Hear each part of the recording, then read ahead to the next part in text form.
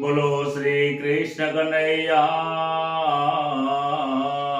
લાલ કી જય। દ્વારિકાધીશ કી જય।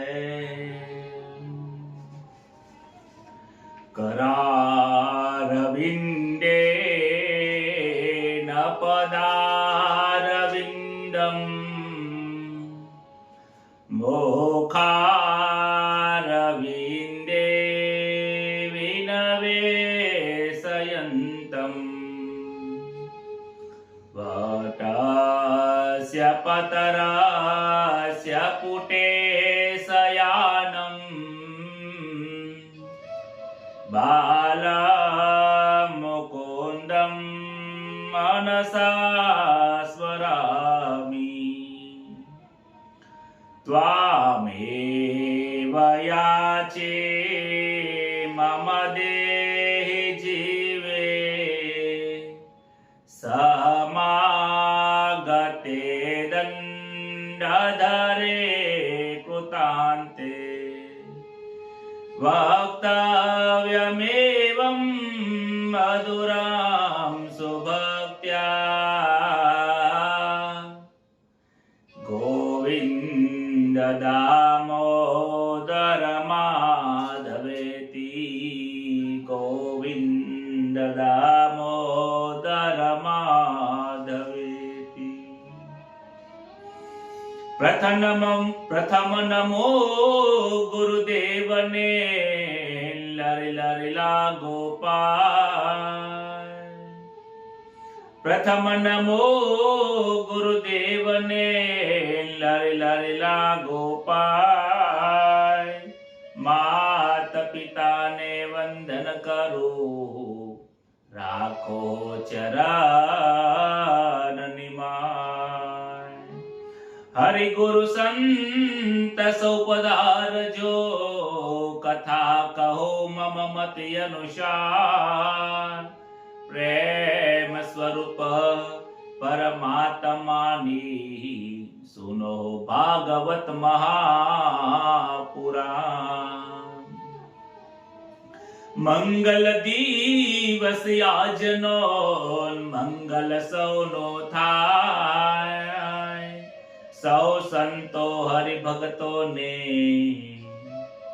दास जयसना प्रणाम। सौ संतो हरि भगतो ने दास जयसना प्रणाम। श्री गणेशाय नमः।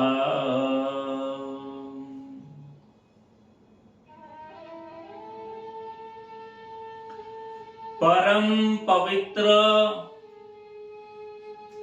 એવું જે આ શ્રીમદ ભાગવત મહાપુરાણ છે એનું જે ચિંતન કરે છે એની ચિત્તની શુદ્ધિ થાય છે। જે આ ભાગવત પુરાણનું ચિંતન કરે છે એને ચૈતન્યની પ્રાપ્તિ થાય છે। જે આ શ્રીમદ ભાગવત મહાપુરાણનું મનન કરે છે શ્રવણ કરે છે એના જીવનના અનેક રોગો અનેક દુઃખો દૂર થાય છે। સુખદેવજી મહારાજ કહે છે કે હે પરીક્ષિત, પશુ યોનિની અંદર રહેલો ગજેન્દ્ર પણ જો મોક્ષને પદ પામતો હોય તો તારી પાસે તો 7 દિવસ છે। તું શા માટે 7 દિવસમાં મોક્ષની ગતિ કેમ ન પ્રાપ્ત કરી શકે?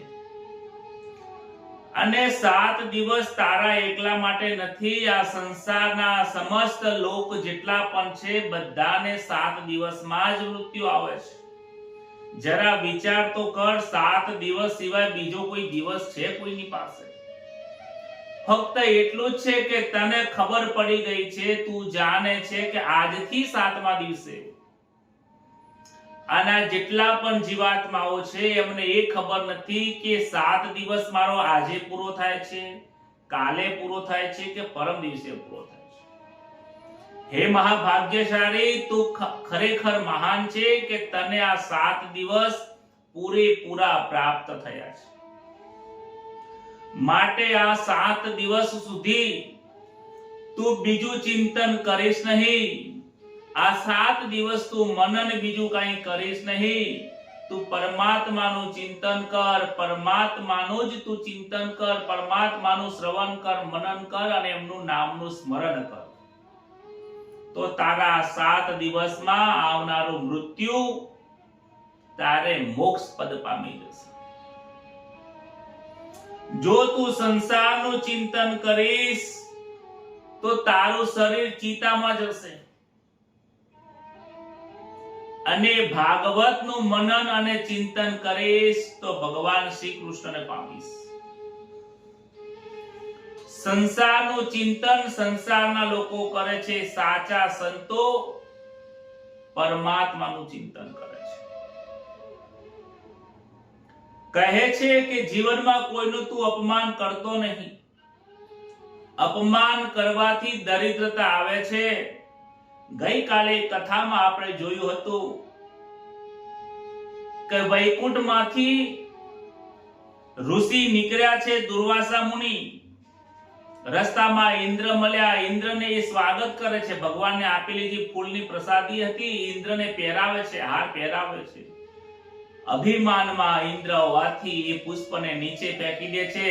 હાથી એને પગની અંદર કચોડી દે છે. દુર્વાસા મુનિ ગુસ્સામાં આવે છે, કહે છે હે અભિમાની ઇન્દ્ર, ન જાણે તને કઈ વાતનું અભિમાન છે. ફૂલ અને પુષ્પ જે છે એ લક્ષ્મીનું પ્રતીક છે, એનું તે અપમાન કર્યું છે. તે મારું અપમાન નથી કર્યું. તે મારા સ્વામી નારાયણ પરમેશ્વર છે. એમના ધર્મપત્ની તું દેવીનું, તે લક્ષ્મીજીનું, મારી માતાનું તે અપમાન કર્યું છે. જ્યાં તે મારી માતા મહાલક્ષ્મીનું અપમાન કર્યું છે, તું દરિદ્ર થઈ જઈશ. આ તકનો મોકો લઈને દાનવો ઇન્દ્ર ઉપર ચડાઈ કરે છે. દેવતાઓ સ્વર્ગનું જે લોક છે એ દૈત્યો જીતી જાય છે, દેવતાઓ હારી જાય છે. દેવતાઓ દોડીને ભગવાનના શરણમાં જાય છે કે પ્રભુ, હે પ્રભુ, શરણાગતિ કરો, અમને સ્વીકારો. પ્રભુ, અમારી ભૂલ થઈ છે, ક્ષમા કરો. ભગવાનને પ્રાર્થના કરે છે, સ્તુતિ વંદના કરે છે. ત્યારે ભગવાન કહે છે કે તમે સમુદ્રના મંથન કરો. સમુદ્રનું મંથન કરો, એમાંથી અમૃત નીકળશે. એ અમૃતનું તમને હું પાન કરાવીશ અને તમે અમર થઈ જશો. પછી તમને એની ચિંતા રહેશે નહીં. ભગવાનની જે નિંદા કરે છે, ભગવાનનું જે અપમાન કરે છે, એ જ એમને રસ્તો બતાવે છે, ઉપાય બતાવે છે. કહે છે કે તમે એકલા કરતા નહીં, તમે દૈત્યોની સાથે કરજો, કારણ કે આ સમુદ્રનું મંથન કરવું નાનું કામ નથી. જ્યારે કોઈ મોટું કામ લેતા હોય ને ત્યારે તમારે શત્રુઓને જોડે રાખીને કાર્ય કરવું પડે. શત્રુઓને સામે બેસાડીને કામ કરો, જેથી તમારા કામની અંદર વિઘ્ન ના આવે. આવું ડોંગરેજી મહારાજ એમની ભાગવતમાં કહે છે. શત્રુઓ તમારી સામે હશે તો કોઈ ખોટું કામ નહીં કરી શકે અને એમને પણ સન્માન મળશે, માન મળશે. તમારા કાર્યક્રમમાં બધાને આમંત્રણ આપો. ત્યારે દેવતાઓ મંત્રણા કરે છે, મિત્રતા કરે છે દાનવોની જોડે અને સમુદ્રનું મંથન કરે છે. આ સમુદ્રના મંથનની કથા તો બધાએ સાંભળી છે, પરંતુ સમજવાનું છે કે આ કઈ સમુદ્રની મંથન છે. ભગવાનની એક કથા આપણે સમજાવે છે કે આ સંસાર રૂપી સાગર એ સમુદ્ર છે. એટલો મોટો વિશાળ છે કે જેમાં અઢળક અનેક વસ્તુ પડી છે. ઘણા લોકો કહે છે કે સંસારમાં હવે કાંઈ નથી. અલે ભાઈ, સંસારમાં છે ને એવું તો કેમ નથી? ઘણું બધું છે સંસારમાં. ઘણા સંતો મહાપુરુષોએ સંસારમાં જ ભગવાનની પ્રાપ્તિ કરી છે. આ સંસાર સિવાય બીજું તમે જશો ક્યાં? બતાવો. સંસારને છોડો. સંસારને છોડીને ક્યાં જશો? તમે હરિદ્વાર જશો, તમે જુનાગઢમાં જશો, ક્યાં જશો, આ પૃથ્વી ઉપર, આ પૃથ્વી આખું સંસાર પૃથ્વી નહીં, તમે સ્વર્ગમાં જશો ત્યાંય સંસાર છે. સંસાર વિના જગતમાં બીજી કોઈ વસ્તુ છે જ નહીં. દરેક જગ્યાએ સંસાર છે, પણ સંસારમાં રહીને મનમાંથી સંસાર કાઢવાનું છે. સંસારના ઉપરથી, જગતના ઉપરથી આસક્તિ છોડવાનું કામ કરવાનું છે. આ સંસારમાં સુખ પણ છે, દુઃખ પણ છે, હીરા છે, માણિક છે, મોતી છે, ઝેર છે, એ બધાને યોગ્ય વિવેકથી વિચાર કરીને એનો ઉપયોગ કરવાનો છે. તમારા માટે શું યોગ્ય છે.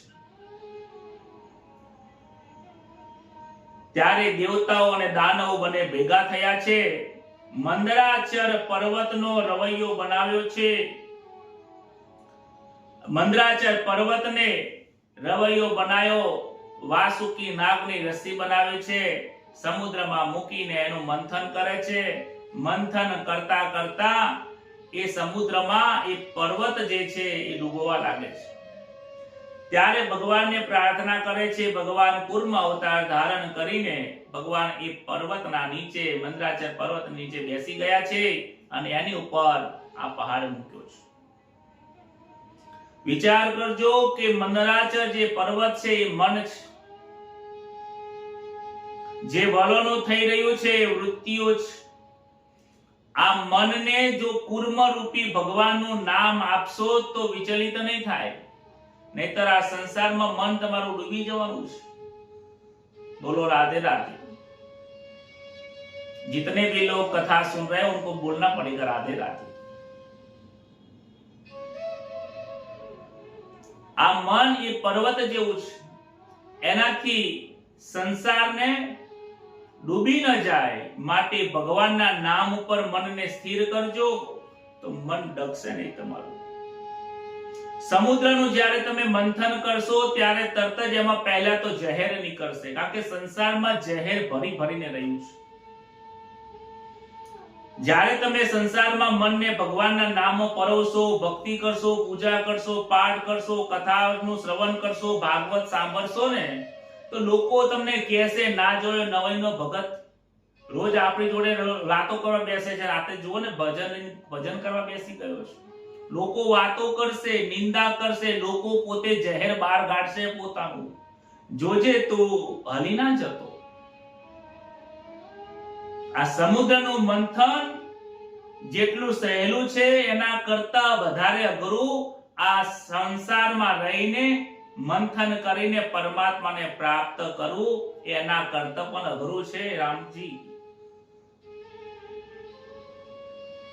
ત્યારબાદ ઝેર નીકળે છે. ઝેર કોઈ લેતું નથી.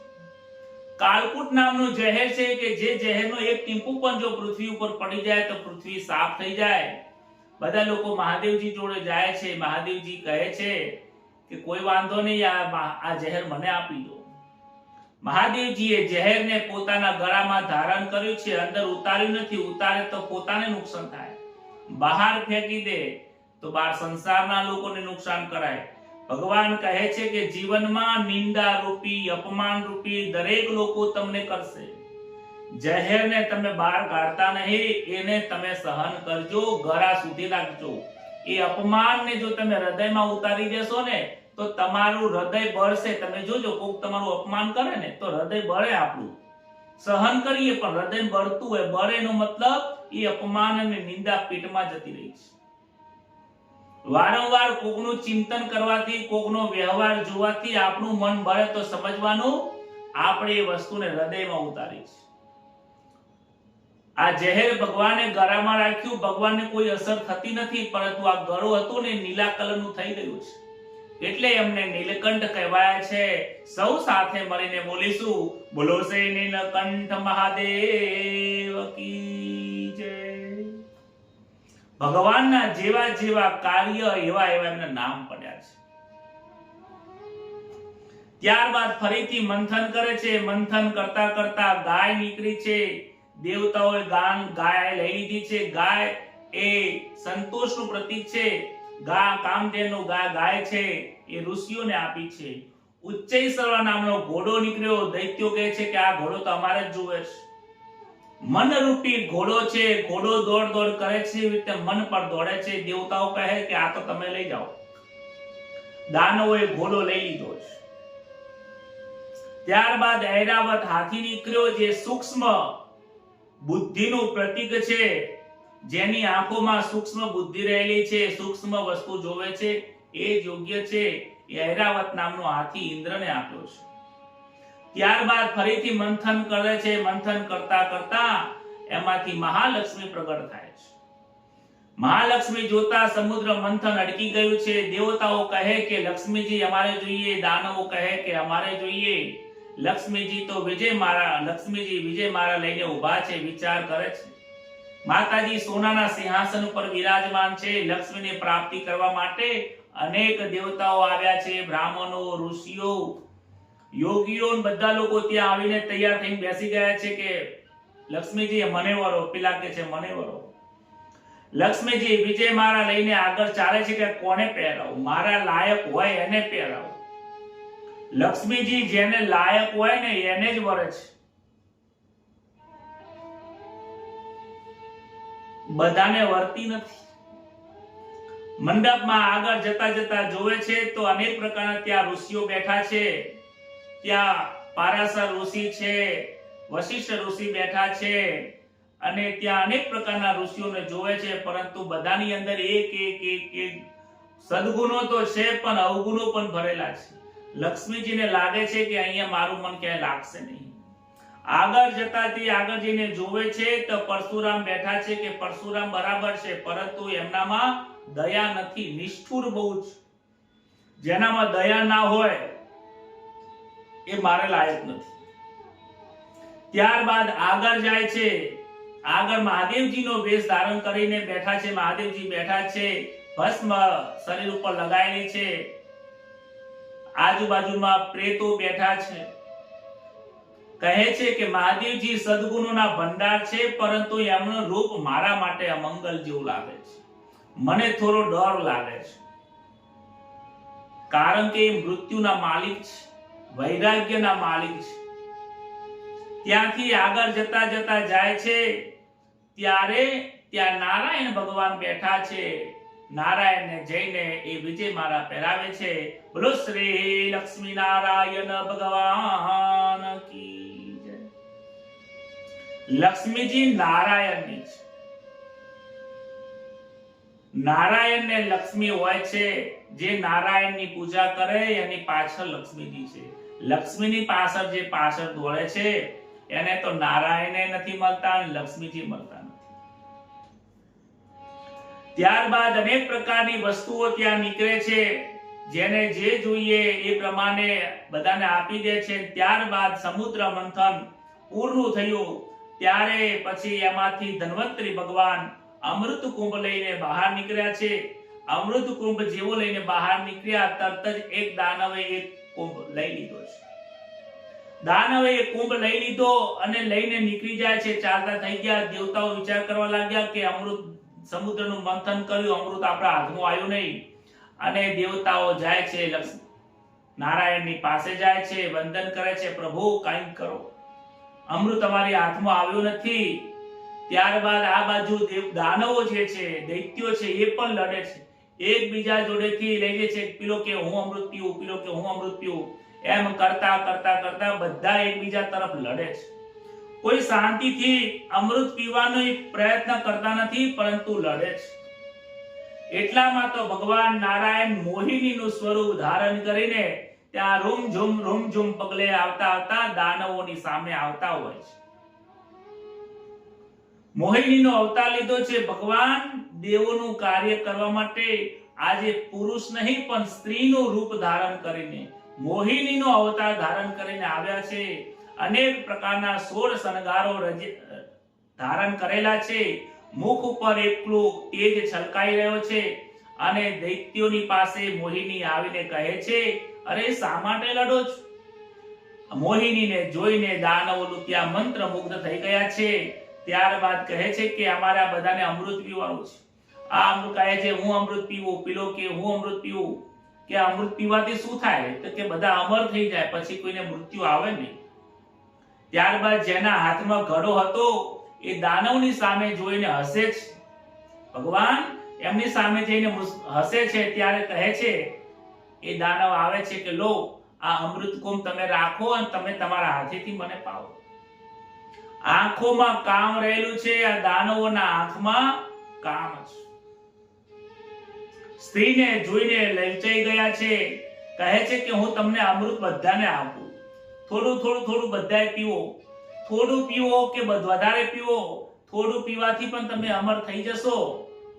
બે બાજુ ત્યાં પંગત કરી છે, દાનવોને કરી છે, દેવતાઓને કરી છે. પહેલા દાનવોને આપવા માટે જાય છે. જેવા દાનવોને આલવા જાય છે ત્યારે ભગવાન વિચાર કરે છે કે આ દાનવોને પહેલા આપું, પછી દાનવોને કહે છે કે જો દેવતાઓ તમારા સામે જોઈ રહ્યા છે, પહેલા જો તમને આપીશ તો તમને નજર લાગી જશે, અને નજર લાગશે તો તમને અંદરથી બધું મોઢામાંથી બહાર નીકળી જશે. તો એક કામ કરીએ, આની અંદર જેમ છાશ હોય, છાશની ઉપર પાણી વરેલું હોય ને, આસ હોય, છાશની ઉપર પાણી વરેલું હોય, આછ હોય. કહે છે કે આ પતલું પતલું જે છે એ પાણી જેવું પહેલા હું દેવતાઓને પાઈ દઉં, નીચે જે ગઠ્ઠો છે એ તમને છેલ્લે છેલ્લે આપું છું, એટલે તમે પૂરેપૂરા અમર થઈ જાઓ. આ કાચા કાચા થઈ જશે. દાનવ કહે છે સારું, તમે દેવતાને આપી દો. ત્યારે દેવતાઓની પંગતમાં લાઈનસર આપવાનું ચાલુ કરે છે.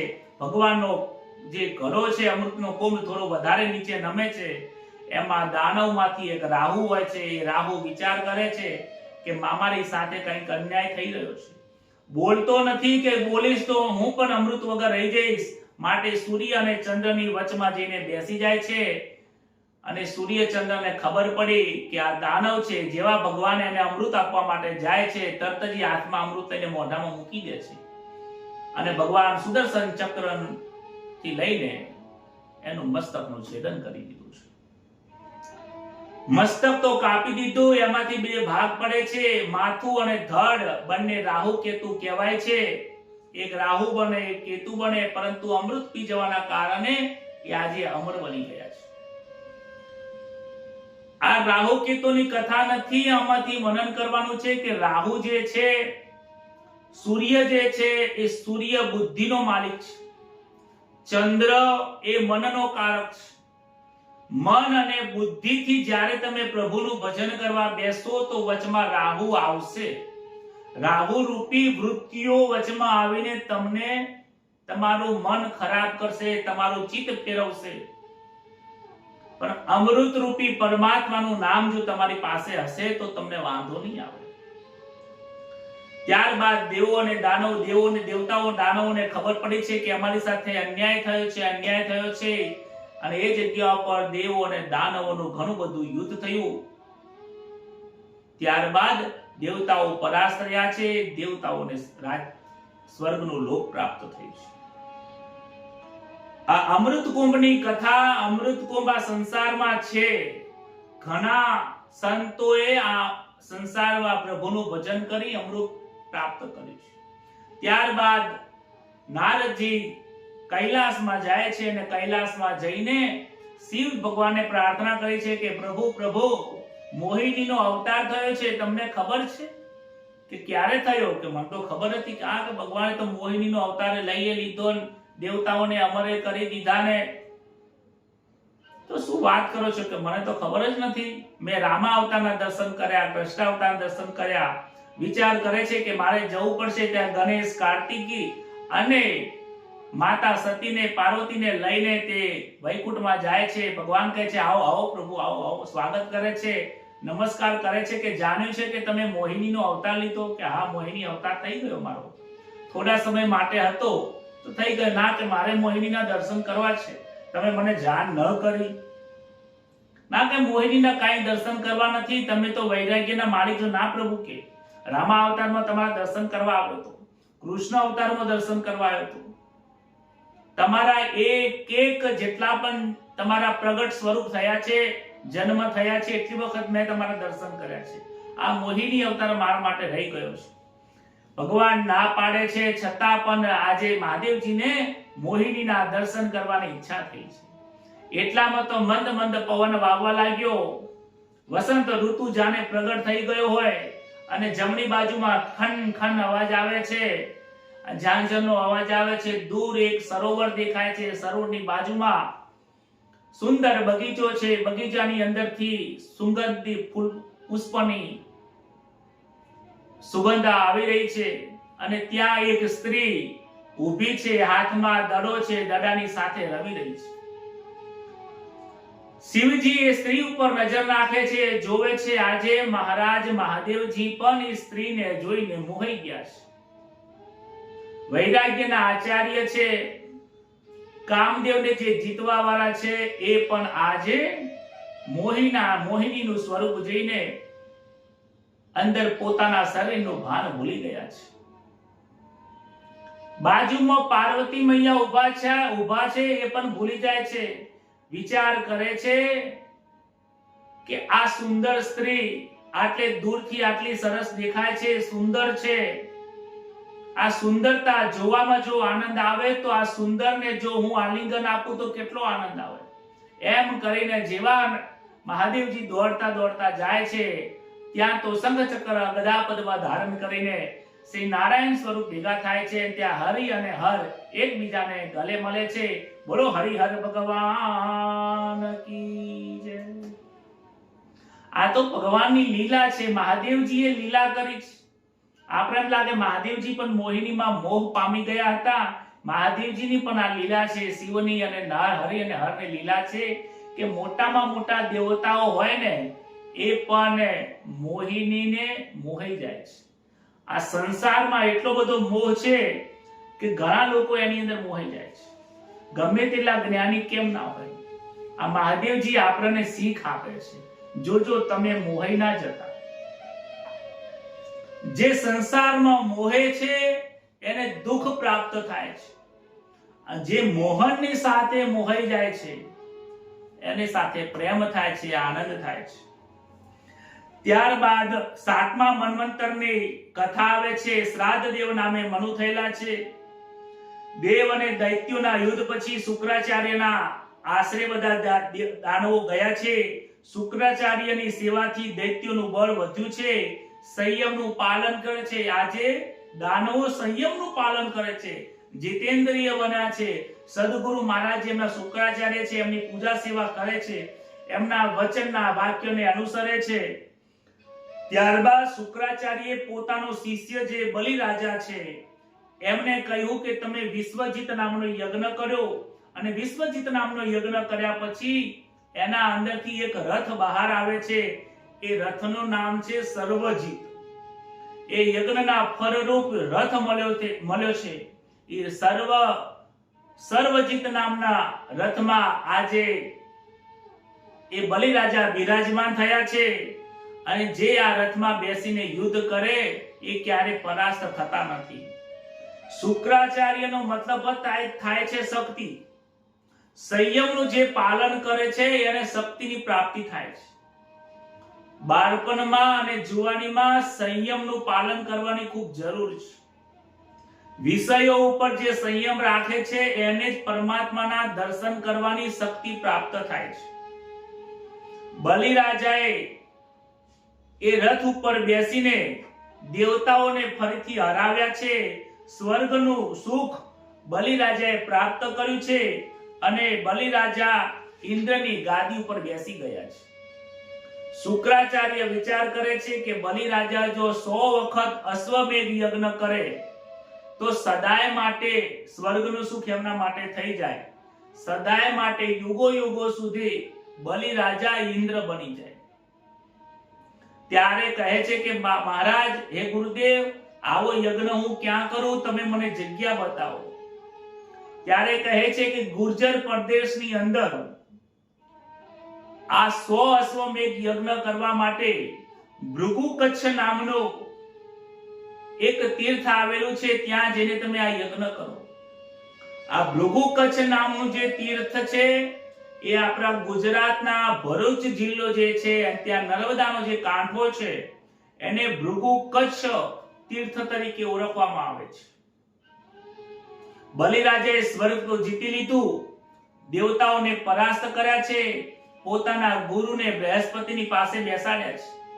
બૃહસ્પતિને કહે છે કે બલિરાજા જ્યારે ભૃગુવંશીનું અપમાન કરશે ત્યારે નાશ પામશે.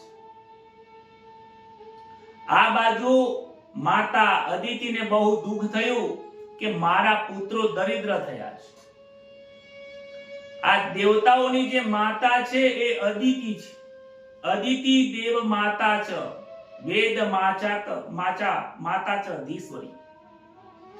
અદિતિ જે છે એ દરેક દેવતાઓની માં છે. હવે દેવતાઓ પરાસ્ત થયા, હારી ગયા છે, દુર્બળ થયા છે, એ માતાને ગમતું નથી, દુઃખ થાય છે. માટે કશ્યપ ઋષિને કહે છે એવો કંઈક ઉપાય બતાવો કે મારા દેવતાઓમાં શક્તિ આવે અને એ પણ રાજા બને. ત્યારે કહે છે કે તમે પ્રયોજન નામનું વ્રત કરો. પ્રયોજન નામનું વ્રત કરવાથી તમારા પુત્રોમાં શક્તિ આવશે. અદિતિએ વ્રત કર્યું છે, 12 દિવસ સુધી દૂધ ઉપર રહી છે, નારાયણનું આરાધન કર્યું અને સત્સંગ કરે છે. સત્સંગથી ગૃહસ્થાશ્રમ સફળ થાય છે. જે પરિવારના ઘરની અંદર સત્સંગ થાય એના ઘરે ભગવાન જન્મ લે છે.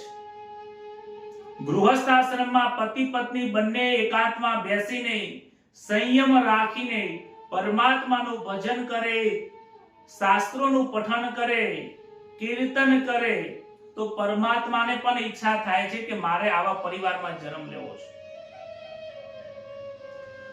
કહે છે કે સંયમ રાખવાથી ગૃહસ્થાશ્રમ દીપી ઉઠે છે.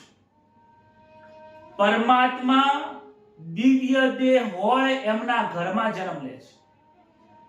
જેનો આ મૂત્ર અને મળથી શરીર ભરેલું હોય, જેનું મન આ દેહની અંદર વાસનાઓમાં રહેલું હોય, જેમને આ દેહ ઉપર નો પ્રેમ હોય, દેહનું ભાન હોય, આ દેહ ઉપર જેની આસક્તિ છે, એમના ઘરે ભગવાન પધારતા નથી.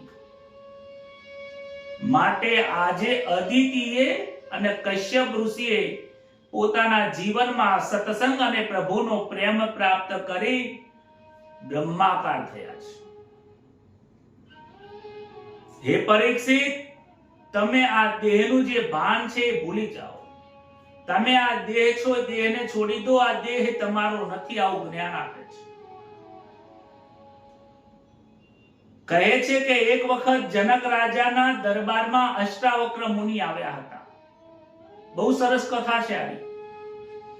અષ્ટાવક્ર એમના શરીરના 8 અંગોથી વાંકા હતા. આ ગળું પણ ખસી ગયેલું હતું, હાથ વાંકા હતા, પગ વાંકા હતા, કમરથી વાંકા હતા, પગના જે ચરણ હતા એ વાંકા હતા, આંખોની નાક, મોઢું, કાન, હાથ, આંગળીઓ 8 શરીરના દરેક અંગોથી વાંકા હતા. ઊભા થઈને ચાલી શકતા નતા, નીચેથી એમ ઘસડાતા આવતા. જનક રાજાનો દરબાર ભરાયો તો. સવારમાં 10 વાગે દરબાર ભરાયો છે. આ જનક રાજાના દરબારમાં અષ્ટાવક્ર મુનિ આવે છે અને એમના શરીરના અંગ જોઈને ધીમે ધીમે આ પ્રજાઓ અંદર હસવા લાગે છે. દરબારમાં દરેક જે દરબારી હતા બધા હસવા લાગ્યા. હસવાનું એટલું બધું ચાલુ થઈ ગયું, એટલું બધું વધી ગયું કે રાજાથી પણ હસવા લાગ્યા. આજે અષ્ટાવક્રને જોઈને જનક રાજા અને જરક રાજાની સભાના દરેક લોકો હસવા લાગ્યા છે. અને આ હસતા જોઈને અષ્ટાવક્ર પણ જોર જોરથી હસે છે. એટલા બધા જોર જોરથી હસે છે કે અષ્ટાવક્રને હસતા જોઈને દરબાર શાંત થઈ ગયો. અરે રે, કે આ શું કે? બધા શાંત થઈ ગયા છે, પરંતુ અષ્ટાવક્ર હસે છે, જોર જોરથી હસે છે. અષ્ટાવક્રના હસવાથી આખો દરબાર ગાજવા લાગ્યો છે. ત્યારબાદ અષ્ટાવક્ર શાંત થાય છે અને જનક રાજા પ્રશ્ન પૂછે છે કે અમે તો તમારા અંગો જોઈને હસીએ છીએ, મારો દરબાર તમારા અંગને જોઈને હસે છે, પરંતુ તમે કેમ હસ્યા એની ખબર નથી, એ અમને જણાવો. અષ્ટાવક્રજી જનક રાજાને કહે છે કે મહારાજ, હે રાજન, મેં તો એવું જાણ્યું હતું કે જનક રાજા જ્ઞાની છે અને જ્ઞાનીની સભામાં પણ બધા જ્ઞાની લોકો ભરેલા હશે. આવું સાંભળીને હું તો અહીંયા આવ્યો હતો, પરંતુ અહીંયા આવ્યા પછી ખબર પડી કે હે જનક રાજા, તમારા દરબારમાં બધા ચમાર ભર્યા છે, કોઈ જ્ઞાની પુરુષ મને દેખાતું નથી. આવું જોઈને અષ્ટાવક્ર ના શબ્દ સાંભળીને જનક રાજાના કાળજે વાગ્યા છે.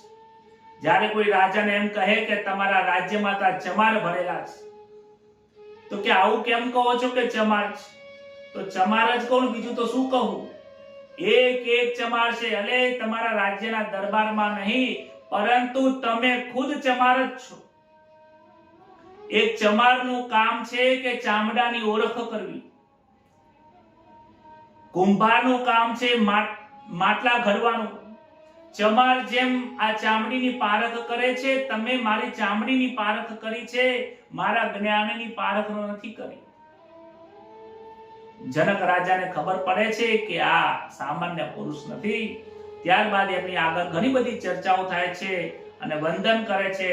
અને જનક રાજા ત્યાં ઉપદેશ અષ્ટાવક્ર પાસેથી, સદગુરુ પાસે બનાવીને એમના પાસેથી ઉપદેશ પ્રાપ્ત કરે છે. અને એ જનક રાજાને જે ઉપદેશ આપ્યો એને અષ્ટાવક્ર ગીતા તરીકે ઓળખવામાં આવે છે. બહુ મહાન ગીતા છે.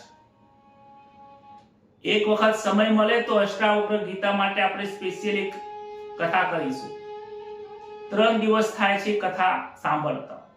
પરંતુ જનક રાજાને જે બ્રહ્મનું જ્ઞાન આપ્યું, જે સમજાવે છે, કહે છે કે તમારી દ્રષ્ટિમાં આ શરીર છે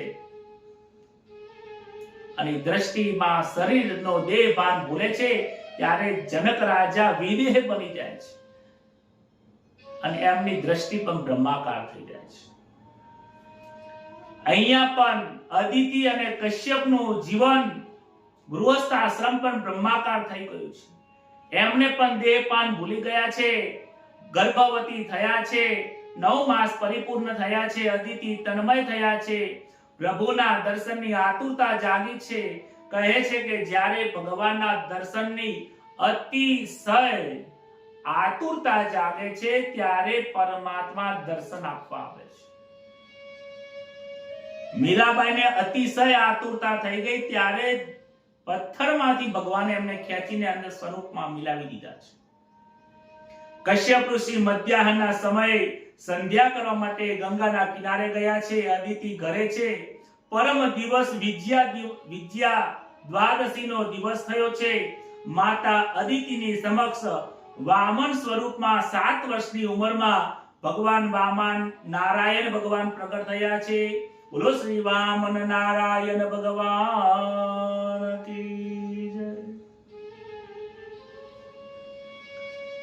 ભગવાન 7 વર્ષની ઉંમરને લઈને પ્રગટ થયા છે. વામન ભગવાનના ત્યાં બાલ લીલાઓ નથી. 7 વર્ષની ઉંમરમાં પ્રગટ થયા છે. શંખ ચક્ર ગદા પદ્મની અંદર ચતુર્ભુજમાં દર્શન આપ્યા છે. બધાને આનંદ થાય છે. આકાશમાંથી પુષ્પની વૃષ્ટિ થઈ છે. કશ્યપને ખબર પડી તો પણ દોડતા દોડતા ઘરે આવે છે. ભગવાનના દર્શન કર્યા છે. ચતુર્ભુજમાંથી ભગવાન 7 વર્ષના બટુક વામન સ્વરૂપે પ્રગટ થયા છે. સુંદર મજાની લંગોટી પહેરી છે અને અનેક સૂર્યનું તેજ મસ્તકમાં જાણે શોભી રહ્યું હોય તેવું રહે છે. બ્રહ્માજી અનેક દેવતાઓ આવ્યા છે. કશ્યપજીને ધન્યવાદ આપે છે. તમારા ઘરે ભગવાન નારાયણનો જન્મ થયો છે. તમારો ગૃહસ્થાશ્રમ ધન્ય બન્યો છે. જગતના પિતાના પણ તમે આજે પિતા બન્યા છો. તમે પિતામહ બન્યા છો. વિચાર કરો કેટલું બધું પુણ્ય હશે, કેવું જીવન હશે.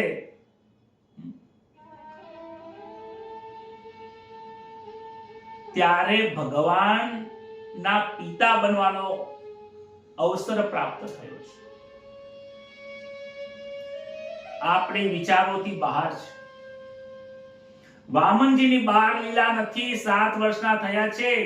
હવે 7 વર્ષના ઉંમરમાં વામનજીને જનોઈ આપવાનો નિર્ણય કરે છે. જ્યારે બ્રાહ્મણો કે કોઈ પણ 7 વર્ષની ઉંમર થાય એટલે જનોઈ, એને સંસ્કૃતમાં યજ્ઞોપવિત કહે છે.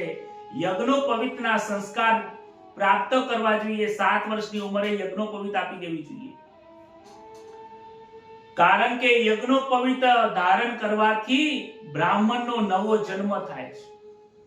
આમ તો યજ્ઞોપવિત ધારણ કરવા માટે બ્રાહ્મણ, ક્ષત્રિય અને વૈશ્ય ત્રણેય વર્ણોને જનોઈનો અધિકાર કયો છે. પરંતુ આજે કોઈ જનોઈ પહેરતા નથી. બ્રાહ્મણો એકલા અત્યારે જનોઈ પહેરે છે, પરંતુ જનોઈનો મહિમા શું છે જાણતા નથી. કહે છે કે યજ્ઞોપવિત ધારણ કર્યા પછી મા બાપ બદલાઈ જાય છે. જનોઈના મંત્રમાં પિતા પુત્રને કહે છે કે આજે તું મારો નહીં, આજથી તું ઈશ્વરનો થયો છે. જ્યારે બટુકો 7 વર્ષની ઉંમરે યજ્ઞોપવિત ધારણ કરે ને ત્યારે એનો નવો જન્મ થાય છે અને એના એ દિવસથી પિતા ભગવાન નારાયણ ગણાય છે. પિતા સૂર્યનારાયણ થાય છે અને માતા ગાયત્રી બને છે. જનોઈ એ વેદોએ આપેલી ચપરાસ છે. એક એક દેવની સ્થાપના જનોઈમાં કરવામાં આવે છે. યજ્ઞોપવિત એ 16 સંસ્કારમાંથી એક સંસ્કાર છે. આજે બધા સંસ્કારો ભૂલાઈ ગયા છે. માત્ર લગ્ન સંસ્કાર એક બાકી રહ્યા છે કે જેના વગર ચાલવાનું નથી. એ પણ વૈદિક પદ્ધતિથી નહીં, એ પણ ધીમે ધીમે ભૂસાવા લાગ્યા છે. આજે કોઈને કહીએ ને 16 સંસ્કાર એટલે લોકોને એ ખબર નથી કે સનાતન ધર્મમાં 16 સંસ્કારનું મહત્વ છે. હવે એક જ યાદ છે કે છેલ્લે એક સંસ્કાર યાદ છે. જનોઈ કેવી રીતે બને છે એનું મહત્વ તૈત્તિરીય અરણ્યકમાં બતાવેલું છે. જે જનોઈ ધારણ કરવાની હોય એ જનોઈ બ્રાહ્મણે ખુદ પોતાની જાતે બનાવવી જોઈએ. એ સૂતરના છન્નું તાતણાથી લપેટવી પડે છે. આજે હું તમને જનોઈની મહત્વ કહું છું. સૂતરના તાતણાથી 96 વખત એને લપેટવી પડે છે. વેદોમાં 1,00,000 મંત્રો કયા છે, એમાંથી 80,000 કર્મકાંડ માટે અને 20,000 ઉપાસના માટે કયા છે. વેદોમાં 1,00,000 મંત્રો છે, એમાંથી 96,000 મંત્રો બ્રાહ્મણોને આપ્યા છે અને 4,000 જે મંત્રો છે એ 4,000 મંત્રો સંન્યાસી લોકો છે એમને આપ્યા છે. જ્યારે બ્રાહ્મણ 7 વર્ષની ઉંમરે યજ્ઞોપવિત સંસ્કાર ધારણ કરે છે ત્યારે એને 96,000 વેદના મંત્ર ભણવાનો અધિકાર પ્રાપ્ત થાય છે. અને એ અધિકાર આ યજ્ઞોપવિત 96 તાતના વખત 96 વખત શરીર ઉપર લપેટવી પડે છે. એટલે 96,000 મંત્રો ભણવાનો અધિકાર પ્રાપ્ત થાય છે. જનોઈને બનાવનાર બ્રહ્મા એ ત્રિગુણાતીત વિષ્ણુ સ્વરૂપ છે. જનોઈને ગાંઠ આપનાર શિવજી છે. અભિમંત્રિત કરનાર વેદ માતા ગાયત્રી છે. એમાં આ દિવ્ય તેજ છે. જનોઈ 7મા વર્ષે આપવાની હોય છે અને કદાચ વધારે સમય થાય તો 11 વર્ષ સુધી છૂટ આપવામાં આવી છે. યજ્ઞોપવિત ધારણ ન કર્યું હોય તો યજ્ઞમાં બેસવાનો અને યજ્ઞ કરવા માટે બ્રાહ્મણને અધિકાર નથી. બ્રાહ્મણનો પુત્ર યજ્ઞોપવિત ધારણ કરેલું હોય તો જ યજ્ઞમાં બેસી શકે છે, બ્રાહ્મણ તરીકે બેસી શકે છે. અને યજમાને પણ યજ્ઞોપવિત ધારણ કરેલી હોય તો જ યજમાન તરીકે બેસી શકે છે. આજે તો કોઈ જનોઈ પહેરતા જ નથી તો બ્રાહ્મણો યજ્ઞોપવિત પહેરાવે કેવી રીતે? બાકી જ્યારે પણ યજ્ઞની શરૂઆત થાય, નૂતન યજ્ઞોપવિત ધારણમ ચ કરીષ્યે, નૂતન યજ્ઞોપવિત ધારણ કરવાની વિધિ આપવામાં આવે છે. વામનજીને યજ્ઞોપવિત આપવા માટે તૈયાર થાય છે. સૂર્યનારાયણ ગાયત્રીનો મંત્ર આપે છે. અદિતિ માતા એમને લંગોટી આપે છે. ધરતી માતા એમને આસન આપે છે. સરસ્વતી માતાએ જપ કરવા માટે માળા આપી છે. ભિક્ષા માંગવા માટે કુબેરજીએ અક્ષય પાત્ર આપ્યું છે. બ્રહ્માજીએ કમંડળ આપ્યું છે. આજથી બ્રાહ્મણ જ્યારે ત્રિકાલ સંધ્યા કરવાને લાયક બને છે. કહે છે કે આજે આદેશ થાય છે બ્રાહ્મણોએ યજ્ઞોપવિત ધારણ કર્યા પછી ત્રિકાલ સંધ્યા કરવી જોઈએ. જે બ્રાહ્મણ ત્રિકાલ સંધ્યા કરતા નથી એમને કોઈનું દાન પુણ્ય લેવું ન જોઈએ, નહીતર યજમાનનું પાપ પોતે ધારણ કરે છે. આવું શાસ્ત્રમાં કહેલું છે. કહે છે કે ત્રિકાલ સંધ્યા કરવી જોઈએ. રામજી પણ ત્રિકાલ સંધ્યા કરે છે, કૃષ્ણ પણ ત્રિકાલ સંધ્યા કરે છે. ભાગવતના આવું 10મા સ્કંધમાં લખેલું છે. જો કોઈ માણસ ત્રિકાલ સંધ્યા ન કરે અને સૂર્યને 3 વખત જો અર્ઘ્ય ન આપે, દિવસમાં 3 વખત પ્રાણાયામ ન કરે, અરે ગાયત્રી મંત્રનો જો કોઈ જાપ ન કરે તો એનું જીવન અલેખે જાય છે, ચાહે કેટલા પણ એ સત્કર્મો કરે. ડોંગરેજી મહારાજ કહે છે કે ત્રિકાલ સંધ્યા ન કરો તો દિવસમાં 1 સંધ્યા તો જરૂરથી કરો. ડોંગરેજી મહારાજે આટલી છૂટ આપી છે કે 1 સંધ્યા તો ઓછામાં ઓછી કરો. અને બીજા લોકોને જો સંધ્યા પૂજા કરતા ન આવડતું હોય તો દિવસમાં 3 વખત સૂર્યનારાયણને જળ ચડાવો, 3 વખત અર્ઘ્ય આપો. એ પણ સમય નથી મળતો તો ગાયત્રી મંત્રની માળા તો કરી શકીએ. કમસે કમ ગાયત્રીની ઉપાસના રાખો. કહે છે કે સૂર્યોદય થાય, આકાશમાં નક્ષત્ર દેખાતા હોય અને બ્રાહ્મણ સંધ્યા કરે તો એ ઉત્તમ સંધ્યા છે. સૂર્યોદય થવાની તૈયારીમાં હોય અને આકાશમાં તારાઓ દેખાતા ન હોય અને જો સંધ્યા કરવામાં આવે તો એ મધ્યમ સંધ્યા છે. અને સૂર્યોદય થઈ ગયા પછી સૂર્યનો તાપ આવતો હોય ત્યારબાદ જો સંધ્યા કરવામાં આવે તો એ કનિષ્ઠ સંધ્યા કહેવામાં આવે છે, જેનું કોઈ ફળ મળતું નથી. ગુરુ વામનજીને બૃહસ્પતિ ગુરુ બ્રહ્મચર્યનું પાલન કરાવે છે. આદેશ નથી કર્યો પણ કહે છે કે જીવનમાં બ્રહ્મચર્યનું પાલન કરજો, મહાપુરુષોની સેવા કરજો. બ્રહ્મચર્યનું પાલન કરવાથી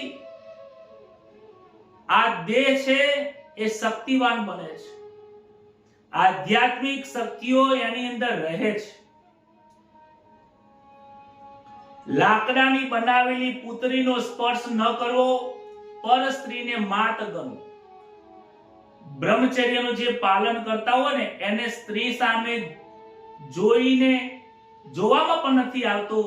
સ્ત્રીની લાકડીની બનાવેલી કોઈ મૂર્તિ હોય એને પણ સ્પર્શ કરવામાં નથી આવતું. અને દરેક સ્ત્રીઓને માત સમાન કરવાની હોય છે. કોઈની નિંદા થતી નથી. જેટલા મહાપુરુષો થયા છે એમને પર સ્ત્રીને માત ગણી છે ત્યારે ભગવાનના દર્શન થયા છે. જે સ્ત્રીમાં પોતાનો માતાનો વાત્સલ્ય ભાવ દ્રષ્ટિથી જોઈ શકતો નથી એને ભગવાનનો વાત્સલ્ય પ્રેમ પ્રાપ્ત થતો નથી. કહે છે કે એક વખત વ્યાસ મુનિજી ભાગવત લખતા હતા. ભાગવત લખતા 9મા સ્કંદનો 19મો અધ્યાયનો 17મો જે શ્લોક છે એ શ્લોક એવો છે કે બલવાનિન્દ્રિય ગ્રામો વિદ્વાન સમાપી કરસતી. એનો અર્થ એવો થાય છે કે ઇન્દ્રિયો એટલી બધી બલવાન છે કે ભલભલા વિદ્વાન પુરુષો હોય, જ્ઞાની પુરુષો હોય એને પણ ચારીને પોતાનામાં કરી દે છે. આ ઇન્દ્રિયનું સુખ એવું છે ને કે જ્ઞાની પુરુષોને પણ એના ભેગી લઈ લે છે. એટલે વ્યાસ મુનિજીનો એક નિયમ હતો કે જે ભાગવતમાં જે શ્લોકો લખે એ બધા શ્લોકો એમનો એક શિષ્ય જૈમિની ઋષિ કરીને હતા. એમને કહે છે કે તમે આ વાંચો, આમાં કોઈ ભૂલ તો નથી ને? કોઈ વ્યાકરણની દ્રષ્ટિએ કોઈ ભૂલ હોય તો મને જણાવજો તો હું સુધારી દઉં. ભાગવત લખીને જૈમિની ઋષિ ચેક કરે છે. કહીએ તો આપણે એક પૈસા આપણે બંડલ ગણ્યું હોય તો ભાઈ આપણે ખબર હોય કે આ 100 નોટો થઈ ગઈ છે, પણ બીજાને કહીએ કે તમે હાથ મારી લો. એવી રીતે જૈમિન ઋષિ એમના જે શિષ્ય હતા એમને પણ કહે છે કે તમે પણ આ વાંચો. જૈમિની ઋષિ વાંચે છે ત્યારે એમના મનમાં વિચાર આવે છે કે મહારાજની કોઈ ભૂલ થઈ છે. છેલ્લે જે લખ્યું છે કરસતી, એના બદલે ન કરસતી આવવું જોઈએ. જ્ઞાની પુરુષોને ઇન્દ્રિય નું સુખ નુકસાન કરતા બને છે. ઇન્દ્રિય જ્ઞાની પુરુષોને હરાવી દે છે. ખરેખર એવું હોતું નથી. જ્ઞાની પુરુષો હોય એને તો ઇન્દ્રિય કશું જ ના કરી શકે. હું જ્ઞાની છું, મને ઇન્દ્રિયનું સુખ કઈ દુઃખ મને દાયક બનતું નથી. એટલે કહે છે કે મહારાજ અહીંયા ન કરસતી આવે કે ના બરાબર જ છે. જૈમિનીને કહે કે જે લખ્યું બરાબર જ છે. કે કેવી રીતે બરાબર છે? કે સમય આવશે ત્યારે ખબર પડશે. એક દિવસ એવું બન્યું કે જૈમિની ઋષિ સંધ્યા કરી રહ્યા હતા. સંધ્યા કરી સંધ્યાનું જે જળ હતું એ આશ્રમની બહાર રેડવા ગયા. વરસાદ ચાલુ હતું તો બહાર એક સ્ત્રી હતા. સ્ત્રી ઊભી હતી અને સ્ત્રીને કહે છે કે તમે વરસાદમાં પલળતા પલળતા બહાર ઊભા છો, એના કરતા મારા આશ્રમમાં આવી જાઓ અને ત્યાં બેસો. કે ના, હું અંદર ન આવું. કે કેમ ના આવો? કે મને પુરુષો ઉપર વિશ્વાસ નથી આવતો. કે તમને મારા ઉપર વિશ્વાસ નથી આવતો? હું જૈમિની ઋષિ છું. હું જીતેન્દ્રિય છું. હું મારા ઇન્દ્રિયોને મેં મારામાં વશ કરેલી છે. તમે નિસંકોચપણે આવો, તમને અહીંયા કોઈ વાંધો નથી. ત્યારે એ સ્ત્રી એમના આશ્રમમાં આવે છે. સ્ત્રી આશ્રમમાં આવે છે એટલે મહારાજે એમને કપડા આપે છે કે તમે આ કપડા બદલી દો, કપડા તમારા ભીના થઈ ગયા છે. એ સ્ત્રી કપડા પહેરે છે અને એની સુંદરતા જોઈને આ જૈમિની ઋષિનું મન ત્યાં મોહાઈ જાય છે. ત્યાં ઈચ્છા થાય છે કે લાય હું એમની જોડે વાતો કરું. કહે છે વાત કરવામાં શું વાંધો છે? વાતો કરવામાં શું વાંધો છે? સ્ત્રી જોડે, સ્ત્રીની જોડે વાત કરે છે. કહે છે કે તમારા લગ્ન થઈ ગયા છે? કે ના, મારા લગ્ન નથી થયા.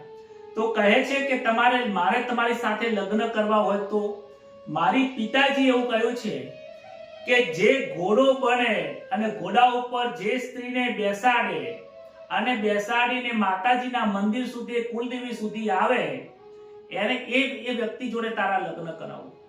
ઓહો, કે આટલામાં શું છે? લાવ હું ઘોડો બની જાઉં. આશ્રમમાં જૈમિની ઋષિ ઘોડો બન્યા છે. ઉપર સ્ત્રી બેઠા છે. ઘોડો કરતા કરતા કરતા ગામની બહાર થઈને જે અંબાજીનું મંદિર હતું ત્યાં જાય છે. અને ત્યાં જઈને જોવે છે તો ત્યાં વ્યાસ મુનિ નારાયણ ત્યાં બેઠા છે. અને વ્યાસજી ત્યાં બેસીને કહે છે, હે શિષ્ય, કરસયતી યા ન કરસયતી? કરસયતી યા ન કરસયતી? નહીં પ્રભુ, કરસયતી. જ્ઞાની પુરુષોને પણ ઇન્દ્રિય ક્યારેક એની વશ કરી દે છે. કરસયતી કરી નાખે છે, ન કરસયતી નથી કરતી. જૈમિની ઋષિ કહેતા હતા કે ના કરે, પણ કરસતી કરી નાખે છે. આ ઇન્દ્રિયો એટલી બધી મન ઉપર અસર કરી નાખે છે કે એના ઉપર કંટ્રોલ કરવો એ જેને પોતાનું મન ઈશ્વરને આપ્યું હોય, સદગુરુ મહારાજના ચરણમાં જેને મૂકી દીધું હોય ને, એને કઈ કરતું નથી. કહે છે હરિનો માર્ગ છે સુરાનો, નહીં કાયરતાનું કામ જો ને. ઈશ્વરના માર્ગે ચાલવું એ સુરા લોકો હોય જે પોતાના જીવનું બલિદાન આપી દેતા હોય, તલવારના અણી ઉપર ચાલવાની જેનામાં તાકાત હોય, એ લોકો જ પરમાત્મા સુધી પહોંચે છે. ને તો ભજન તો આખી દુનિયા કરે છે, બધાને ભગવાન કેમ નથી મળતા? વામનજી ત્યારે યજ્ઞમાં આહુતિ આપે છે અને ભિક્ષા માંગવા માટે જાય છે. કૈલાસમાં ગયા છે, માતાજીએ ભિક્ષા આપી છે. અનેક અલગ જગ્યા ઋષિઓ જોડે જાય, ભિક્ષા લઈને આવે. શુક્રાચાર્ય કહે છે કે તમે બધી જગ્યાએ ભિક્ષા લેવા જાઓ છો, પરંતુ બલિરાજા યજ્ઞ કરે છે ત્યાં જાઓ. બલિરાજા આ સમગ્ર સૃષ્ટિના એ રાજા છે. મોટા યજમાન જોડે જશો ને તો ઘણું બધું દ્રવ્ય પ્રાપ્ત થશે. વામનજી ગુરુજીનો આદેશ લઈને ભિક્ષા માંગવા માટે જાય છે. નર્મદાના કિનારે બલિરાજા મોટો યજ્ઞ કરે છે. વિચારે છે કે ત્યાં મને ઘણું મોટું ભિક્ષા મળશે. પગમાં પાવડી નથી, પગમાં એક પાવડી પહેરેલી છે, હાથમાં કમંડળ છે, એક હાથમાં સત્ર છે અને એક બગલની અંદર દંડ છે, બીજા બગલની અંદર વેદોની પુસ્તક ભર મૂકેલું છે. કેવળ લંગોટી પહેરેલી છે, મૂંજની માળા કમર ઉપર લગાવેલી છે, ગળામાં યજ્ઞોપવિત છે, એક મૃગ ચર્મ હાથમાં છે, સિર પર જટા છે, મુખ ઉપર તેજ છે, અને નારાયણ નારાયણ નારાયણ કરતા કરતા જાય છે. આંખોમાં બ્રહ્મનું તેજ છે. લલાટ જાણે કે સૂર્યની જેમ ચમકી રહ્યું છે. બિલકુલ પરિચય ના હોય અને આવું તેજસ્વી કોઈ સંત મહાપુરુષના દર્શન થાય ત્યાં ભલભલાનું મસ્તક નમી જાય છે. સિદ્ધાશ્રમથી વામન મહારાજ, વામન ભગવાન નર્મદાના કિનારે ભૃગુ કચ્છના તીર્થે આવ્યા છે. મોટો મંડપ બનાવેલો છે અને મંડપની અંદર યજમાન તરીકે બલિરાજા બેઠા છે. આચાર્ય સુખદેવજી આચાર્ય એમના જે ગુરુ મહારાજ છે એ યજ્ઞ કરાવી રહ્યા છે. બધા વામન ભગવાનને આવતા જોઈને ભાર્ગવ ઋષિના બ્રાહ્મણો વેદો મંત્ર બોલી રહ્યા છે. યજ્ઞમાં આહુતિ આપી રહ્યા છે. ચારે બાજુ જોરથી ત્યાં પ્રકાશ પડે છે. મોટા મોટા ઋષિઓ વિચારે છે કે આવો તેજસ્વી કોઈ બાળકને જોયો નથી. પોતાના બ્રહ્મ તેજને તે છુપાવી શકતો નથી. લાગે છે કે આકાશમાંથી સૂર્યનારાયણ અહીં આવી રહ્યા છે અથવા તો કોઈ સનત કુમારો આવી રહ્યા હોય એવું લાગે છે. ત્યારબાદ નજીક આવીને જોવે છે કે નાના, આ તો લંગોટી પહેરેલી છે, સૂર્યનારાયણ નથી, આ સનત કુમારો નથી, કોઈ બ્રહ્મચારી બાળક આવી રહ્યો છે, કોઈ બ્રાહ્મણનો બાળક આવે છે. ઋષિઓ વિચાર કરતા કરતા યજ્ઞ મંડપની અંદર વામનજીએ પ્રવેશ કર્યો. શુક્રાચાર્ય એ સમયે વયોવૃદ્ધ હતા, પોતે આચાર્ય હતા. એ પણ ત્યાંથી ઊભા થયા છે કે કોઈ મહાન તપસ્વી મુનિ આયા લાગે છે. આવું બ્રહ્મ તેજ આપણે ક્યારેય જોયું નથી. ત્યારે બધા બ્રાહ્મણો ઊભા થઈ જાય છે. યજ્ઞ ત્યાં સ્થિર થઈ જાય છે. જ્યારે પરમાત્મા આવે ને ત્યાં બધું સ્થિર થઈ જાય છે. પરમાત્માનું તેજ એવું છે કે બધું ક્રિયાઓ નિષ્ક્રિય થઈ જાય છે. યજ્ઞ ત્યાં સ્તંભી ગયો છે. બ્રહ્મચારીનું ત્યાં સ્વાગત કર્યું છે. બધા કહે છે આવો આવો આવો ગુરુદેવ, આવો આવો આવો બ્રાહ્મણમાં શ્રેષ્ઠ, તમે આવો, તમારું સ્વાગત છે. બલિરાજાની ત્યાં નજર પડે છે. વિચારે છે કે કોણ આવ્યું છે. બધા બ્રાહ્મણો ઊભા થઈને સેવા કરે છે. લાવો હું પણ જાઉં. બલિરાજાએ જોયું છે કે આજ સુધી આવો બ્રાહ્મણ મેં જોયો નથી. બલિરાજા પોતાના પરિવાર સાથે દોડતો આવે છે. વામનજીનું સ્વાગત કરે છે. આનંદિત થાય છે. ફૂલોની હાર ભરમારા તેના પર પહેરાવે છે અને એમની પછી પૂજા કરે છે. કહે છે કે મારે તમારી પૂજા કરવી છે. ચરણ પકારે છે, ચંદનનું તિલક કરે છે અને ફૂલની હારા પહેરાવીને ભગવાનની પૂજા કરીને સ્તુતિ વંદન કરે છે. મહારાજ, આપણા આવવાથી મારો યજ્ઞ ધન્ય બન્યો છે. રાજા અને રાણી ત્યાં પણ આવેલા હતા. વિંધ્યાવલી એમની પત્નીનું નામ છે અને દીકરીનું નામ છે રત્નમાલા. રત્નમાલા આ બાળકને જોઈને એના મનમાં એવો વિચાર આવે છે કે આટલો સુંદર બાળક, એની માતા જ્યારે આટલા સુંદર બાળકને ધવરાવતી હશે તો કેટલો આનંદ થતો હશે. એનામાં પણ વાત્સલ્ય ભાવ, માનો પ્રેમ જાગે છે. અને જ્યારે ભગવાને વિરાટ સ્વરૂપ ધારણ કરે છે અને બલિરાજાનો ઉદ્ધાર કરવાનો સમય આવે છે ત્યારે એના મનની અંદર ખરાબ ભાવના જાગે છે કે જો મારું બળ ચાલે ને તો આ બાળકને હું મારી નાખું. હવે આના અંદર આ બલિરાજાની દીકરીમાં બે વાસનાઓ આવી ગઈ. એક માના વાત્સલ્ય ભાવ આવી ગયો અને એક મારી નાખવાનો ભાવ આવ્યો કે જહેર આપીને મારી નાખવું.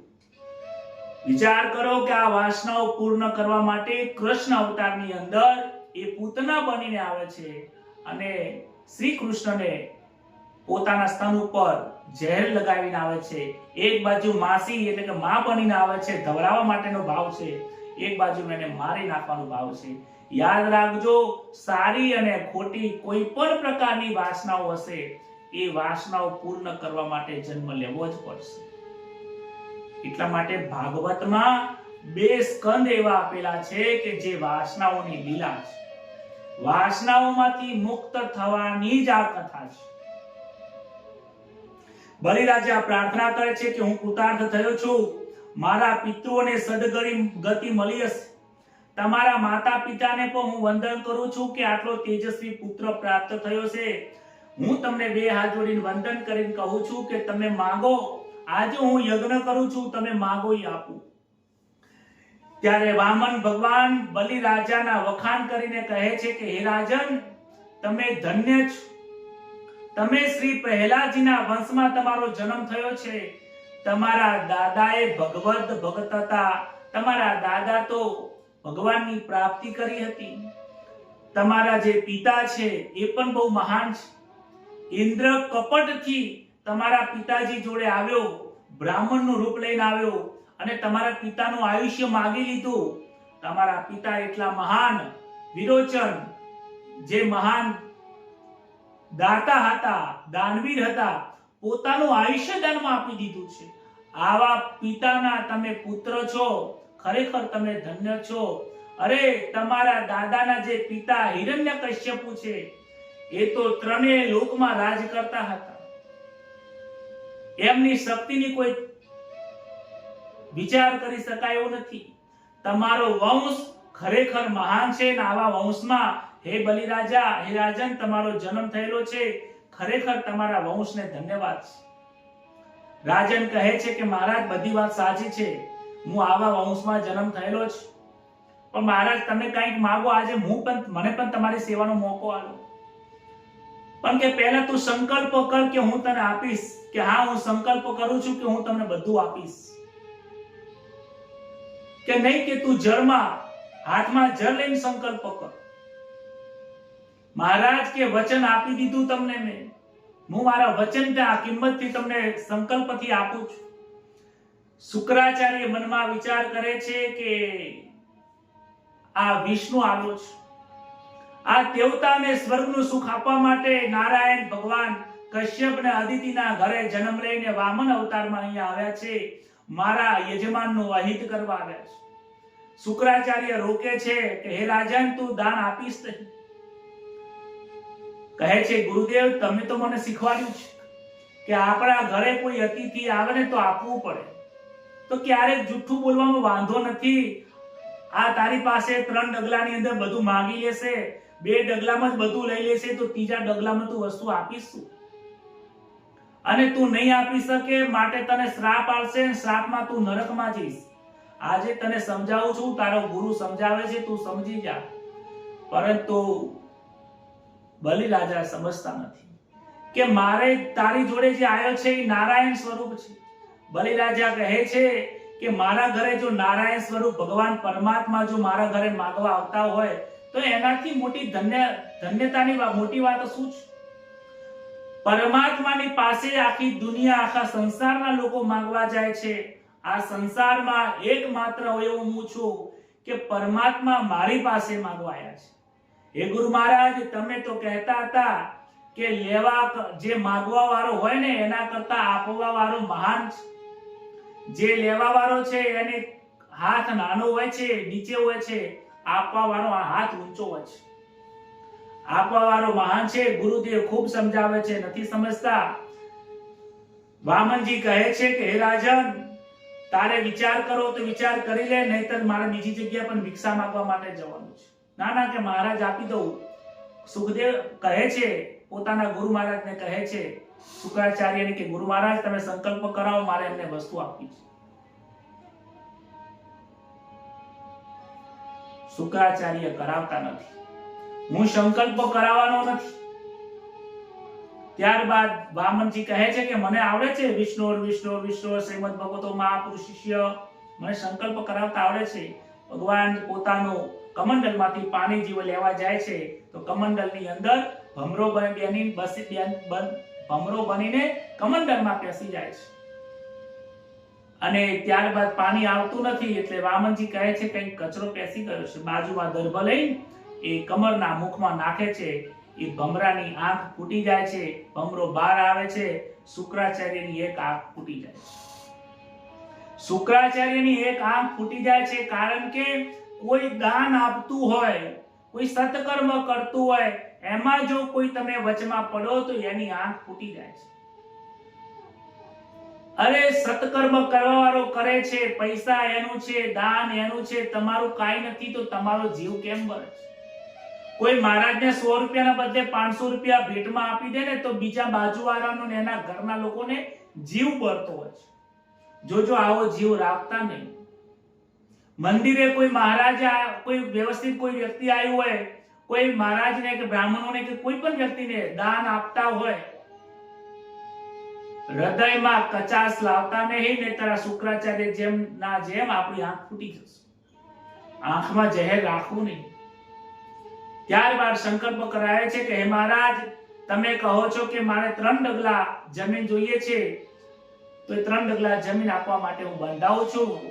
અને જેવો સંકલ્પ પૂરો થાય છે તરત જ વામન ભગવાને તો પોતાનું વિરાટ સ્વરૂપ ધારણ કર્યું છે. અને વિરાટ સ્વરૂપ ધારણ કરીને પહેલા જ એમને એક પગ સ્વર્ગમાં મૂકી દીધો છે, બ્રહ્મલોકમાં, બીજો પગ પૃથ્વી ઉપર મૂક્યો. કહે છે કે હે રાજન, તાર મારા 2 ડગલાની અંદર તારું બધું સર્વસ્વ લઈ લીધું છે, તારો ત્રીજો પગ ક્યાં મૂકો? વામન ભગવાન નો આ વચન સાંભળી અને ત્યાં ગભરાય છે. બલિરાજા ગભરાય છે, શું કરું? હવે મારી પાસે કશું રહ્યું નથી. એમની પત્ની બહુ જ્ઞાની હતી. કહે છે કે આ શરીર પણ માટીમાંથી બનેલું છે. હે રાજન, તમે ગભરાવ છો શું કામ? પરમાત્મા તમારી પાસે આયા છે, મોક્ષ આપવા માટે આયા છે. માટે તમે એમને કહો કે તમારા શ્રી ચરણ મારા મસ્તક ઉપર મૂકો. ભગવાન તે કહીને વંદન કરે છે, સ્તુતિ કરે છે.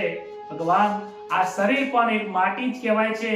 આ પણ જેમ જમીન પંચભૂતોથી બનેલી છે, એવી રીતે આ શરીર પણ પંચભૂતોથી બનેલું છે. તમે તમારા ચરણ મારા મસ્તક ઉપર મૂકો. ભગવાન એમના ચરણ બલિરાજાના મસ્તક ઉપર મૂકે છે અને એમને પાતાળનું લોકનું સુખ આપે છે.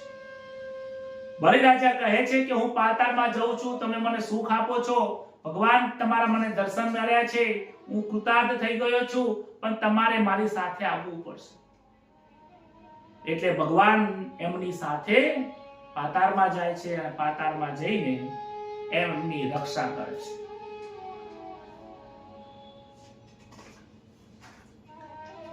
બલિરાજાને થોડું અહંકાર હોય છે, થોડી ભેદ દ્રષ્ટિ હોય છે. ભગવાનને કહે છે કે મેં મારા જીવનમાં એવું કોઈ પાપ કર્યું નથી, તો આજે મારી પાસેથી તમે બધું લઈ લીધું અને માને તમે પાતાળનું લોક આપ્યું. આટલું બધું દુઃખ પ્રાપ્ત થવાનું કારણ શું છે? ત્યારે ભગવાન નારાયણ કહે છે કે આ કથા ભાગવતમાં નથી આપેલી, પરંતુ ગણેશ પુરાણમાં એનો ઉલ્લેખ કર્યો છે. વામન ભગવાન જોડે અને બલિરાજા જોડે આ સંવાદ થાય છે કે મારી સાથે આવું કેમ થયું, મારી પાસે તમારે આવું માંગવા માટે કેમ આવવું પડ્યું?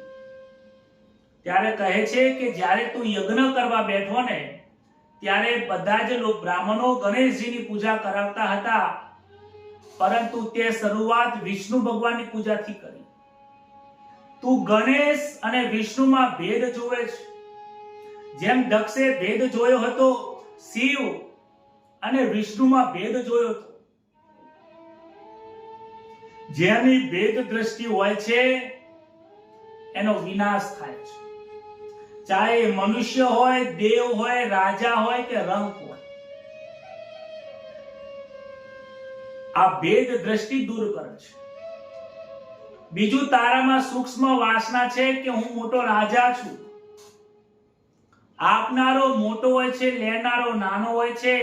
આ તારામાં ક્યાંક હજી પણ સૂક્ષ્મ વાસનાઓ છે. હે રાજન, કે હું આપનારો છું, હું દાતા છું, આ વાસના તારામાં રહેલી છે. એટલા માટે તારે આ દુઃખ પ્રાપ્ત થાય છે.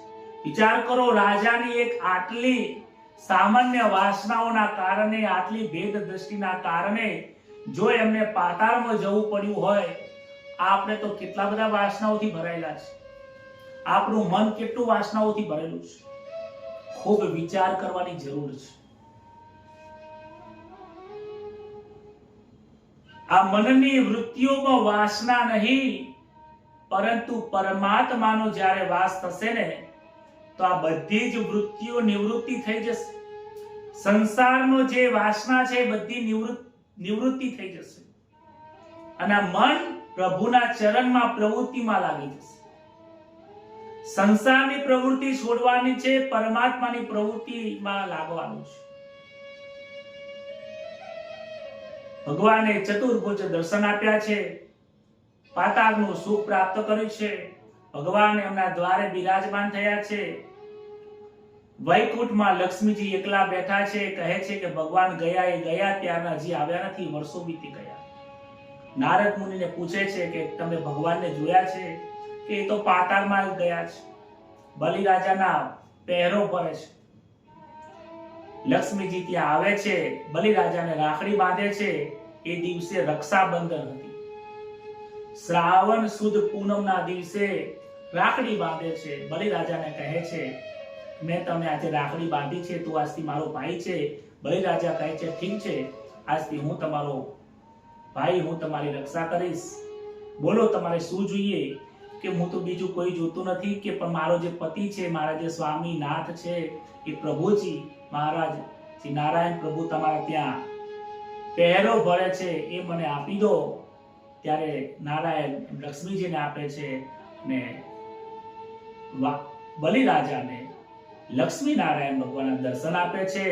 અને એ શ્રાવણ સુદ પૂનમના દિવસે ભગવાન નારાયણ અને લક્ષ્મીજી વૈકુંઠમાં બિરાજે છે. આ બલિરાજાની જે કથા છે એ કહેવા માંગે છે, એ શીખવાડે છે કે ઘણું બધું પ્રાપ્ત કર્યા પછી પણ જો થોડો ભેદ રહી જશે, જો થોડી સૂક્ષ્મ વાસનાઓ રહી જશે, તો મનુષ્ય મોક્ષના દ્વારે આયા પછી પણ પાછો જતો રહેશે. ત્યારબાદ એક આગળની કથા આવે છે કે સત્ય મનુ મહારાજ કૃતામલ નદીના કિનારે તપશ્ચર્યા કરતા હતા. નદીમાં ઉભા જળનું તર્પણ કરતા હતા.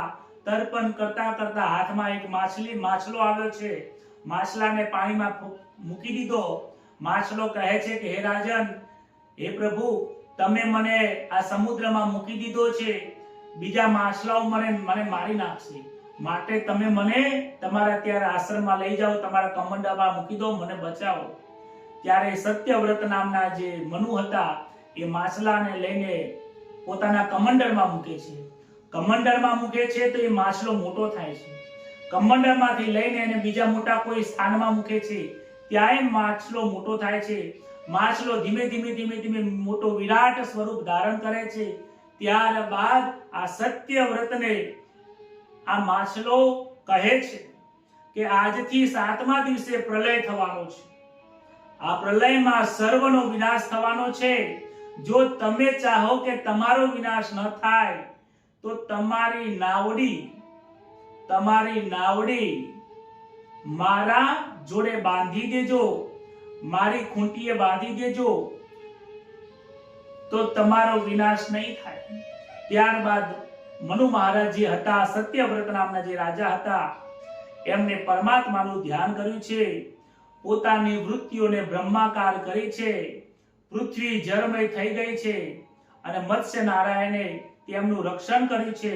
મત્સ્ય અવતારમાંનું રહસ્ય એવું છે કે આ વૃત્તિ જે છે એ જ મત્સ્ય બ્રહ્મકાર બનાવો, સત્યનું પાલન કરો.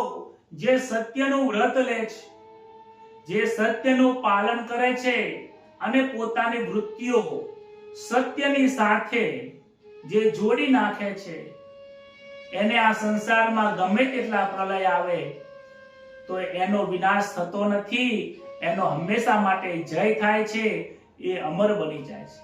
પ્રલયમાં સર્વનો નાશ થયો, પરંતુ સત્યવ્રત જે મનુ હતા એમનો નાશ થતો નથી, કારણ કે એમને મત્સ્ય નારાયણ જોડે એમનો સંબંધ બાંધી દીધો છે.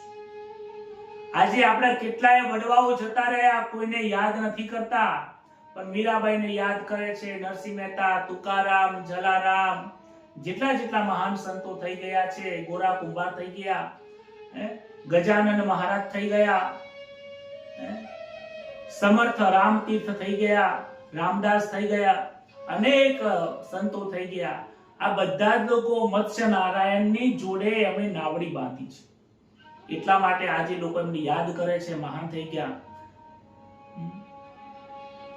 સમાપ્તિમાં આદિ મત્સ્ય નારાયણ ભગવાન સુખદેવજી વારંવાર એમને વંદન કરે છે અને મહાત્માઓ મત્સ્ય નારાયણની સ્તુતિ કરે છે. એને ગુરુ અષ્ટકી કહે છે.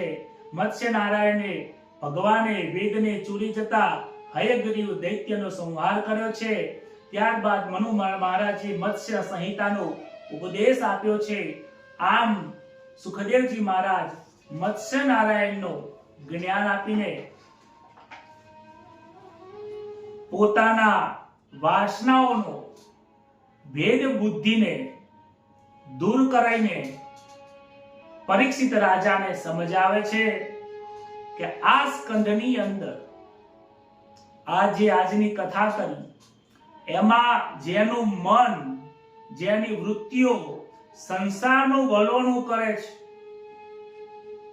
એ જીવાત્મા બહુ દુઃખી થાય છે. ભાગવતનું જે વલોણું કરે છે એને અમૃતની પ્રાપ્તિ થાય છે. એ જ વાત સાથે આજની કથાને ભગવાનના શ્રી ચરણમાં અર્પણ કરીએ, સુખદેવજી મહારાજના શરણમાં અર્પણ કરીએ. હે પ્રભુ, તમારા જેવી દ્રષ્ટિ અમારી થાય, અમારી વૃત્તિઓ પણ બ્રહ્માકાર થાય, અમારું મન પણ વિચલિત ના થાય, અમારું મન કુર્મ અવતારમાં જેમ ભગવાન ઉપર જે પર્વત સ્થિર થયો હતો, મંદરાચલ પર્વત, અમારું મન પણ કુર્મ અવતાર રૂપી ભગવાન નારાયણનું નામ સ્મરણ કરીને સ્થિર થાય. આપ સૌનું પણ મન સ્થિર થાય એ ભગવાનને, ભાગવત ભગવાનને પ્રાર્થના કરીએ છીએ. આવો હરિનું નામ લઈએ. હરે રામ રામ રામ હરે હરે, હરે રામ રામ રામ હરે હરે, હરે કૃષ્ણ કૃષ્ણ કૃષ્ણ હરે હરે, હરે રામ રામ રામ હરે હરે, હરે કૃષ્ણ કૃષ્ણ કૃષ્ણ હરે હરે, હરે રામ રામ રામ હરે હરે, હરે કૃષ્ણ કૃષ્ણ હરે હરે. કૃષ્ણ કનૈયા લાલ કી જય, દ્વારિકાધીશ કી. નમઃ પાર્વતી પતये, હર હર મહાદેવ. સૌને જય શ્રી કૃષ્ણ, રાધે રાધે. બહુ આનંદ આવ્યો આજની કથા કરીને. હવે પરમાત્માના નવા અવતારની કથાઓ આવશે, રામા અવતારની કથાઓ આવશે, કૃષ્ણની લીલાઓનો આનંદ આવશે. સૌને જય શ્રી કૃષ્ણ. આપના વિચારો ગ્રુપમાં લખજો, કથાને દૂર દૂર સુધી લોકોને શેર કરજો. શુભરાત્રી.